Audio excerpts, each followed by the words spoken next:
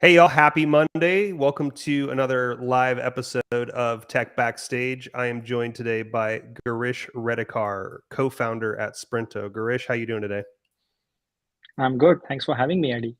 Yeah, thanks for being on the show, taking time out of Monday's always a tricky one, right? Because you got all your like start of the week meetings, and so I appreciate you taking a little bit of time out of the middle of your day to sit down and chat with me. Um, Excited to sit down and talk about SaaS application security, talk about what you guys are doing at Sprinto. But first, would just love to quickly introduce you to the audience and tell them a little bit about you. So maybe we could start with a little bit of your backstory. Sure. So I'm mainly an engineer first, like you, Eddie, likes to build. Uh, I'm happiest when I'm writing code and building product, though I don't get to do it as much as I'd like these days. Like Yeah. before Sprinto, I actually co-founded another B2B software company called RecruiterBox, and there I and my co-founder wrote a lot of the early code. And I think we remained the top contributors to the code base right until we exited the company. Among other things, RecruiterBox was bootstrapped, which meant that I had to sort of get my hands dirty with all aspects of running a software business. So it was programming to begin with, then it was managing engineering teams, product management, marketing, sales, you name it. So I think between the two software businesses I run, RecruiterBox and Sprinto, in a nutshell, I say I know a thing or two about running a software business, a B2B software business. That's a little bit about me. Cool. Can you tell me a little bit about, tell me a little bit about the story of Sprinto and how you guys came up with the idea for Sprinto? Yeah. So funnily, uh, the germination of the idea for Sprinto kind of happened when we were running RecruiterBox. And for some context, we were largely SMB business, which meant that our customers were largely smaller companies. But like every SMB business, I think we were always trying to move up market and get those higher ticket deals. Um, and what we realized is that these deals would invariably get stuck at a point where there are some security reviews happening, and they would ask us for these compliances and these security questionnaires, which ran into hundreds of questions.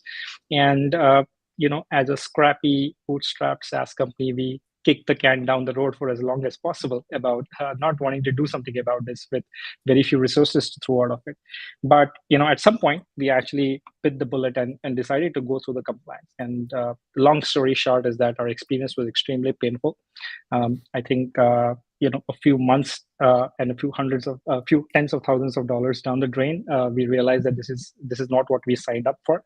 And in some way, I wouldn't say that Sprinter was born immediately after that pain point, but when we successfully exited RecruiterBox and we were looking at some new things to start up, this was amongst the top three ideas that we considered.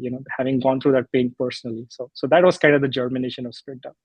I love it. Yeah, you're 100% right. Security is at its core, it's hard, and it's not something that's. I don't think it's something that a lot of people can automate, at least yet. I guess we'll dive Mhm. into that in Sprinto in a second. But it's traditionally, I think it's been something where you have a SecOps team, especially when you're talking about the journey that you're talking about right now is actually one that we're going through as well, because just like you guys. When you work with SMBs and you start moving up market, that's when people start, actually sending you a list of things that you need to be compliant with before they start working with you. And, that's where the audits start happening. And like you said, it's complicated to do it right. And you also have to think about, all of the different types of compliance that are out there. There's industry specific compliance, there's country specific compliance, even in some places there Yeah. could be state specific compliance, right? So, um, and when you're a small company, having people, that full time are just working on that, it's a hard thing to do, right? Because you don't necessarily, you're trying to push all of your budget towards, new feature development or things that are a little bit more, I guess, client facing, as opposed to, security is super important, but clients don't always necessarily see that. They only see it when there's an issue, right? But like Right. on a day-to-day basis, it's kind of it's one of those things that's kind of in the background, right? So I think it's definitely an important topic. And I think it's something that all of us as we grow are striving to be better at, right? Especially with all the talk about data nowadays and data privacy laws and making sure that making sure that it doesn't get exposed. GDPR, HIPAA, SOC 2. Yeah. So there's a lot of stuff. Yeah. There's a lot of stuff we could dive into. Do you guys, I guess just like a quick question, as I'm thinking about it, do you guys cover a wide variety of compliance issues? Do you focus on any specific area, or are you guys aiming to, kind of just work with all the different, compliance standards that are out there? That's a great question. So, one of the things that we realized, having worked with a few hundreds of companies now, is that pretty much every business software company today is a global business software company. It's very hard to constrain yourself to geographies, because that's how software gets sold on the internet these days. And by nature, what that means is the set of compliances that you need to adhere to is always increasing. So like you mentioned that by the nature of your business, you could have some compliances which are very specific to your industry. But then, as soon as you start having some customers in Europe, you need GDPR. And now different, like Canada has PIPEDA, and different countries have, California has CCPA. So there are state-specific, geo-specific compliances that you need to adhere to. So what that meant for us as a business who's serving the space is that our eventual goal is to cover as many security compliances as possible. Today, we already support about 20 plus compliance frameworks. That includes your baseline frameworks like SOC 2 and ISO 27001, to the privacy frameworks like GDPR or HIPAA, or you were mentioning about CCPA and so on and so forth, to very specific compliances like FedRAMP and high trust and so on and so forth. So we support about 20 plus compliances today, and the goal is to keep pushing the bar on that and to make it as broad as possible. That's great. I love that. I'd love to talk too a little bit, just really quick, because as we're transitioning into talking about how SaaS companies can raise the bar on their security, which is our topic today. I want to talk a little bit too about why I saw that I saw this earlier on Backstage, but talk to me a little bit about why Sprinto focuses on SMBs and startups in the SaaS world. Right. So, we do work with larger companies as well, but SMBs in some way also hold a bit of a soft spot in my heart. Me having been that company before, and I'm intimately aware of the kind of problems that they face. And I think to put it in a very short, is that we are aware that young startups or SMBs are especially where the gap between what compliances could bring you to the table and what internal resources you have to spend on it is the widest. This gap is extremely wide. And as an SMB startup, you do all the hard work to sort of get this great deal. You have a champion in there. You navigated all the bureaucracy in the company. You got yourself to a point where the deal can be signed, only to falter at the step when the security review starts, and that sucks, to put it very plainly. Totally, yeah. And it's not like you were alluding to it. Like, it's not that these companies don't want to do security. They do it, but the important thing to understand about compliance, it's about demonstrating security and not just being secure. It's one thing to be secure. It's another thing to be able to provably and demonstrate it to somebody who's outside of your company, and that's what compliance is really a tool for.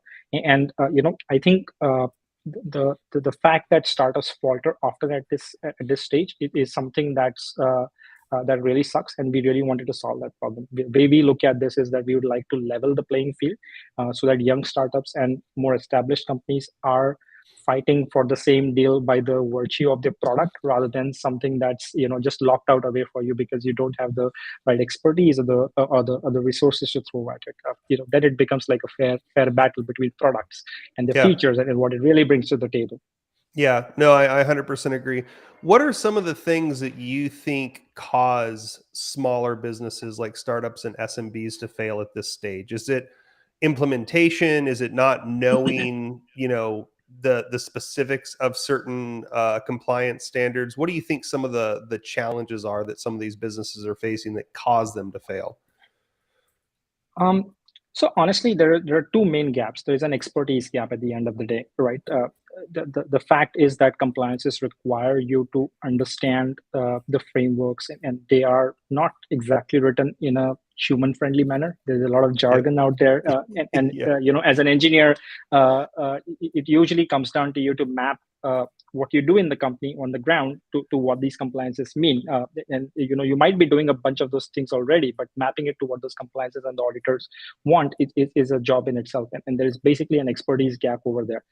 The second thing is, like you were mentioning, the as a young startup, you're really picking your battles to fight very carefully, right? You got product to build, you have like a feature backlog that you want to do, and all of these things that you need to do, and then right off the left field comes compliance, and then you don't really know how much resources to spend on it. There is no way to actually size that problem to know when the light at the end of the tunnel will come. So you don't really know what you don't know over there, and these are the things that just fill startups with dread and misery and uncertainty about what this is going to be. So I think there are about dual problems. One is just the amount of resources that you can spend on this, and the second is, even if you had those resources and you made a commitment to that, you still don't have the expertise to be able to go over the line. So at Sprinto, we try and solve both of these problems. I love that. I guess so. From there, I want to transition a little bit into how this actually benefits the companies. Talking about how you guys, Sprinto specifically, can integrate in with the companies. I had some questions around that. But I guess first and foremost, how does being secure help a SaaS or help an SMB scale the company? Like what does that give them as a bottom line value? Perfect. So, like I was saying, if you're a business software today, most likely you're a SaaS company. And SaaS fundamentally means that my data is on your servers. And increasingly, any business wants some assurance that you're keeping this data safe and secure. That's natural, especially with the increasing amount of security breaches that we hear about in the news. Your customers are becoming more and more aware that they need to pick their vendors carefully. And it now falls upon you to prove to your customers that, hey, we are not some fly-by-night operator. We take this seriously. It's not an afterthought for us. And you need to be able to demonstrate and prove this to your customers. So compliance is, in one way or the other, is nothing but a way for you to prove that you have the right security practices in place. And that's going to eventually help you keep your customers' data safe and secure. This is basically become like a table stakes now. If you are dealing with any deals which are a few tens of thousands of dollars or more, like you're going to get asked for these questions, and that's expected.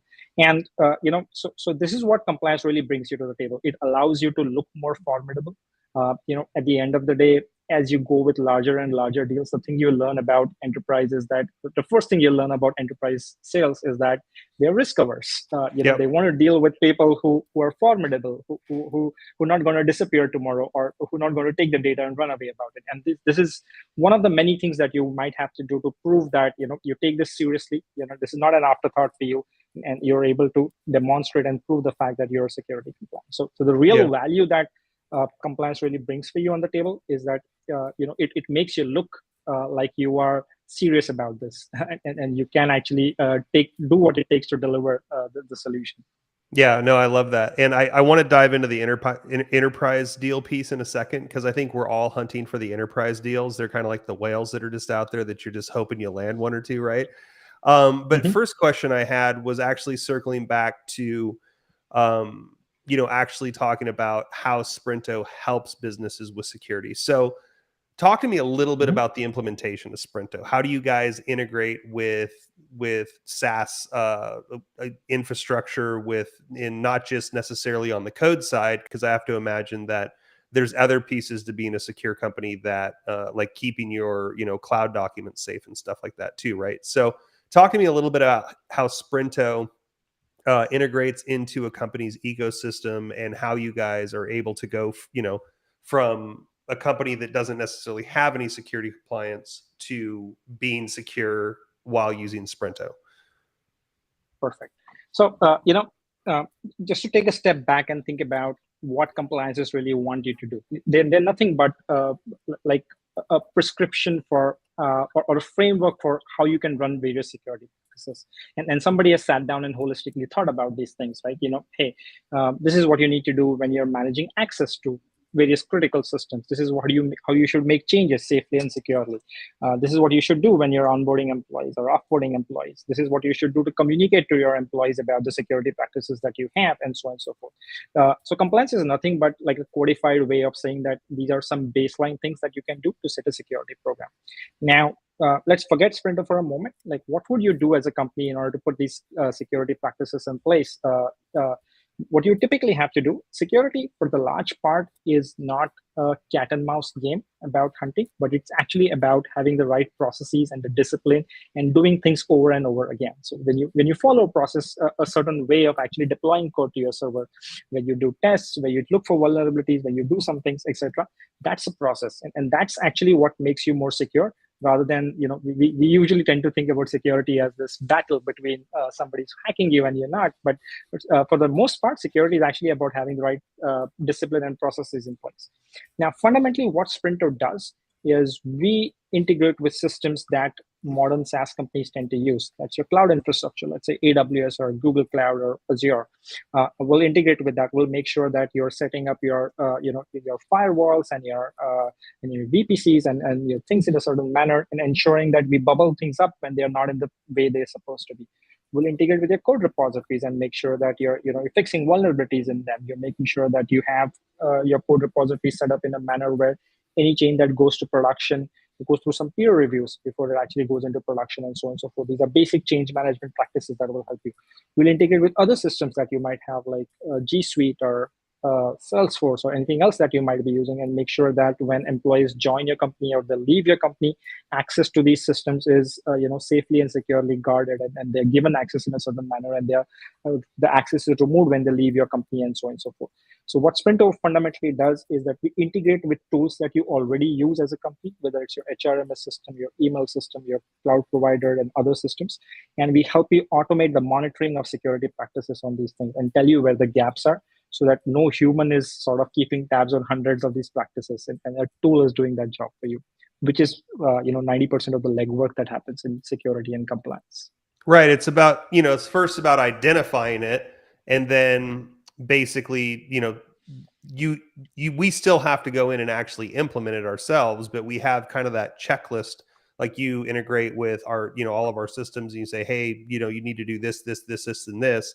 And then you can actually send somebody out because you have, assigned tasks to work on. So would it be safe to say that, besides integrating with the systems, Sprinto also kind of takes those compliance standards and puts them into like human readable form, right? Like more like checklists and to-dos, as opposed to the exhilarating reading that they typically publish initially, right?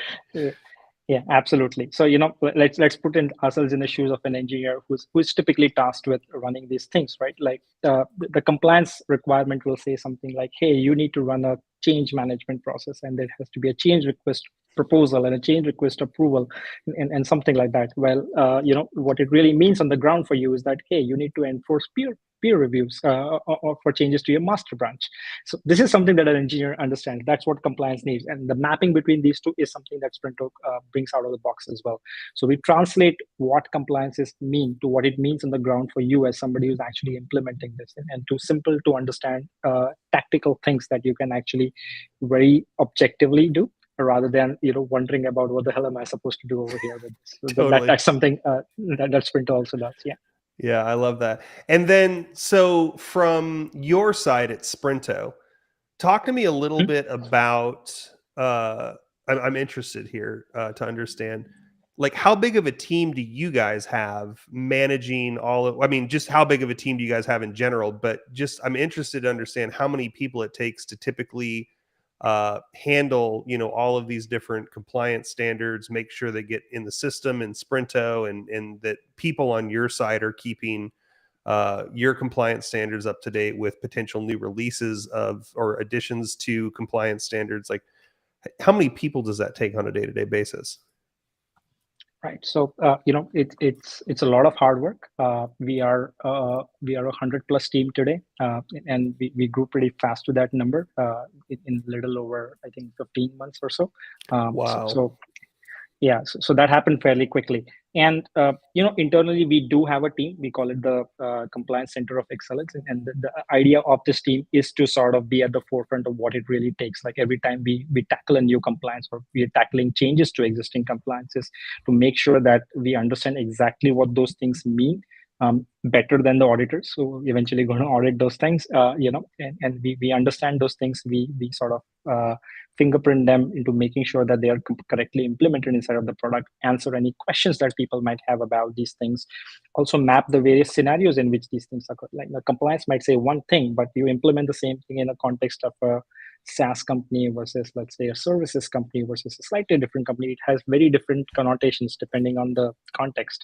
And we sort of have a team that looks at those things as well. So it is strenuous, and I'm just glad that I have the team that I do, because they're really good at this. Yeah. You don't want to do it all yourself, right? That's a lot of work.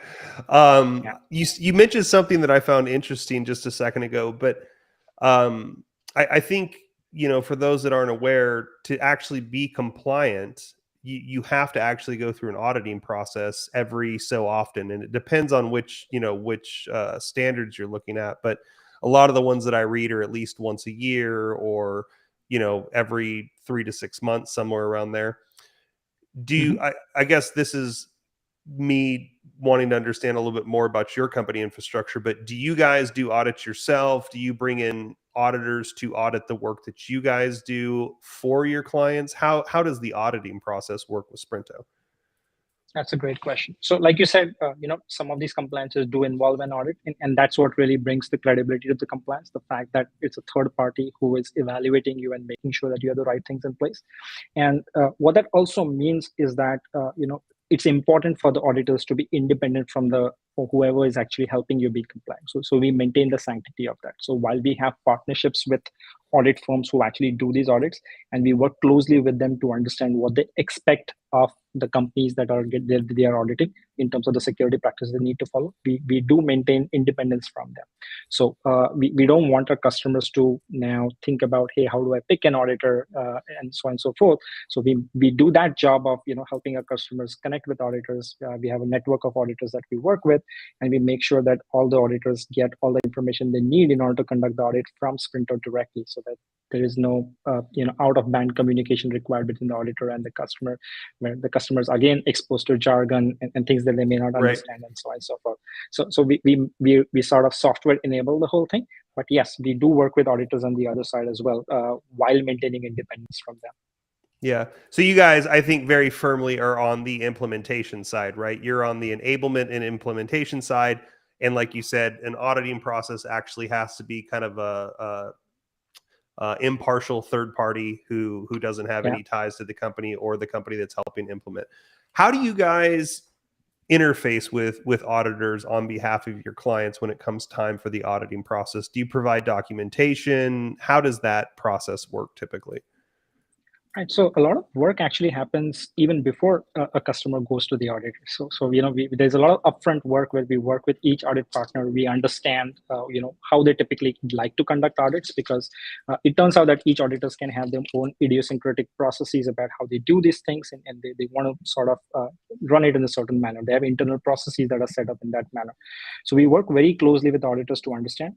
Like often we take ourselves through an audit with them, make ourselves the guinea pig, and say that, hey, why don't you audit us? We'll learn the ropes along with you about what it takes really to pass an audit with, let's say, your firm. And through the process, what we're really trying to do is we ironing out, what it means to map what Sprinto generates to what the auditors want. And we sort of have a process internally to actually software enable this whole thing. So for each auditor that we work with, we make custom dashboards that they would use to actually conduct the audit. So whether it's documentation, whether it's something called evidence, which is what the auditors will look for when they're making sure that you're running the right security practices, everything that the auditors need eventually to conduct the audit would be available to them in the dashboard. That's our eventual goal. So over a couple of audits, we are able to usually get this in place. And the goal is then for every subsequent customer, the experience is completely seamless. Yeah, I love that. I'm also interested, what sort of documentation do these auditors typically look for, and how do you generate it or provide it? You know, when you're talking about auditing specific systems, what sort of documentation and evidence are they looking for? Right. So, some of the pretty much all the documentation that they need is framework defined. So, if you take a framework like SOC 2, then the kind of documents they will need is there's this document called the system description, which is nothing but a description of your company, the way you set up, the security practices you run, and so on and so forth. So it's usually like a document that could run between 10 and 20 pages, and this is a document. So we again understand the kind of system description that the auditor is comfortable with, and we help our customers generate that document from the other end once we have a deep understanding of what it takes. The other kind of documents auditors would typically look for is security policies. So there are about 15 to 20 security policies that you should have in place typically when you're going through a software and ISO program. These could be things like your information security policy, your access management policy, change management policy, and so on and so forth. So again, we work very closely with our auditors to understand how they would like to have these policies. And on the back end, we sort of make sure that our customers can actually generate the first version of these policies at the very least straight out of the box through software rather than having to write it down themselves. So there are different kinds of documents of this sort. There are policies, there are system descriptions, there are things like, processes that you need to write about, how do you do disaster recovery, or how you want to do business continuity, and so on and so forth. So we give starting points for these things, and we understand again we work backward from what the auditor's needs are about these things first, and that's what we make available to our customers. Yeah, and how often do you think these I know it depends on the framework, but I mean, realistically speaking, how often do these documents need to be reviewed? For example, like a business continuity plan. That's something that I could imagine would change even month to month, depending on if, I mean, hopefully not month to month, but I would imagine that if there's, people in the line of succession or something like that, and they tend to leave the company, or not 10, but Mhm, when they do leave the company, that you have to mhm. update those business continuity plans. So, I mean, is this kind of like a living document that's on a, like, you update them on an as needed basis and then audit them, every so often? Or, I mean, how often, are companies typically paying attention to these documents? That's a great question. So, funnily, the compliances have thought about this, and there is a recommended frequency for different kinds of documents. Like it'll be at least once in 6 months or once a year, depending on the kind of document. Sometimes some of these things are once a quarter, and so on and so forth. But we also try to become smart about the kind of changes that you need to the document. So you gave an example of business continuity, and if the only thing that you're really looking to change is the person who is in line, that ideally should not be in the document. The document is usually a pointer to some place in the software. If somebody leaves, the software is a lot better at finding out that, hey, this person is no longer there, and these are connections to this person, and let them update it there. So these are the kind of things that we try to handle in software workflows rather than just depending on somebody remembering to change the document. Right. Uh, yeah, but in general, compliances are they do give reasonable frequencies at which you should be updating this nonetheless, primarily for the change in your playbook, for example, more than the change of personnel. Right. No, I love that you guys are talking about doing it, programmatically via the software, because, like you said, you're starting to take the human element out of it, and you're actually starting to automate a lot of the flows and understand, how those things go together, and make sure that, hey, if this person leaves, this is the next person in line, and I think that's Mhm. great. We're coming up on time. But before we go, I just wanted to ask, if you had anything else that you'd like to share about Sprinto, about, security, about, founding a startup. I'd just love to hear if you had any closing thoughts for the audience. Yeah, one of the things that I really wanted to talk about, and we touched upon this, is how important it is for Sprinto to support some of the young startups that are out there, who I believe face the largest gap between what compliance can bring to them on the table, but at the same time don't have the resources and the wherewithal to actually go through this process. And so we have a Sprinto for Startups program. We call it Sprinto Ignite, and we are making a huge commitment to it, especially given the downturn that we are heading into. Yeah. This is going to be especially hard for startups. We recognize that. And we know that in this downturn, there are startups who want to try and move up market early, because that's where you get more stable business. Raising growth capital is going to be hard for that, and that's what we are here for. So we want to support them, and we're making commitment not just at a point in time. We're making a 3-year commitment to them for every startup who joins this program, and to be able to help them become compliant at extremely low cost and at extremely low effort. So that's something that we have. Cool. Awesome.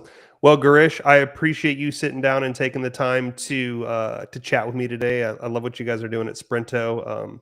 Personally, because security is hard for me, and I like what you guys are doing, and I like that you're trying to help the small and medium-sized businesses and the startups, and especially going after that mid-market and enterprise level deal. So I think that's great.